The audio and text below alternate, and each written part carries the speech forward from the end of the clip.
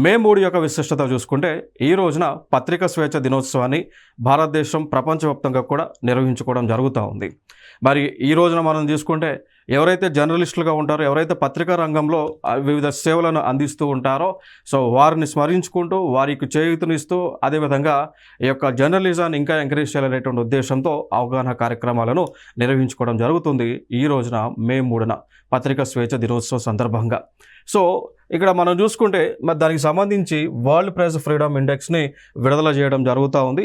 So అలా ఈ యొక్క వరల్డ్ ప్రెస్ ఫ్రీడమ్ ఇండెక్స్ని 2025 ఇయర్కి సంబంధించి రిలీజ్ చేయగా దానిలో భారతదేశం యొక్క ర్యాంక్ వచ్చేసి 150గా ఉంది. అంటే as per world press freedom index ప్రకారం భారతదేశం యొక్క ర్యాంక్ వచ్చి 151 అవుట్ ఆఫ్ 180 కంట్రీస్లో ఇది 2025కి సంబంధించినటువంటి ఇన్ఫర్మేషన్.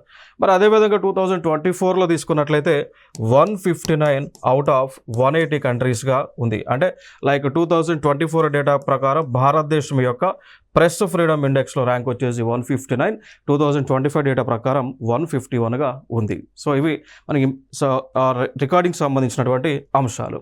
మరి అయితే దీనికి సంబంధించి మరి ఈ పత్రికా స్వేచ్ఛ దినోత్సవాన్ని ముందుగా అంటే ఎవరు ప్రపోజ్ చేశారు అంటే యునైటెడ్ నేషన్ జనరల్ అసెంబ్లీ వారు 1993లో దీనిని ప్రపోజ్ చేయడం జరిగింది.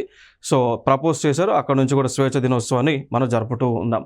ఇంకా మరి ఈ సంవత్సరం యొక్క ఇతివృత్తం మనం తీసుకుంటే దీన్ని journalism in the age of artificial intelligence అనేటువంటి ఇతివృత్తంతో ఈ పత్రికా స్వేచ్ఛ దినోత్సవాన్ని నిర్వహించుకోవడం జరుగుతూ ఉంది. మరి కారణం ఏంటి అంటే మరి ఎందుకు దీనిలో భాగంగా గతంలో ఈ పత్రికల పైన అదేవిధంగా పత్రికల యొక్క యాజమాన్యం పైన పత్రికలకు ఇన్ఫర్మేషన్ రాసేటువంటి స్వేచ్ఛ లేనటువంటి సందర్భంలో ఈ పత్రికల పైన దాడులు చేస్తున్నటువంటి క్రమంలో అవేర్నెస్ కల్పించాలనేటువంటి ఉద్దేశంతో ఈ యొక్క పత్రికా స్వేచ్ఛ దినోత్సవాన్ని ప్రపంచవ్యాప్తంగా కూడా నిర్వహించడం జరుగుతూ ఉంది.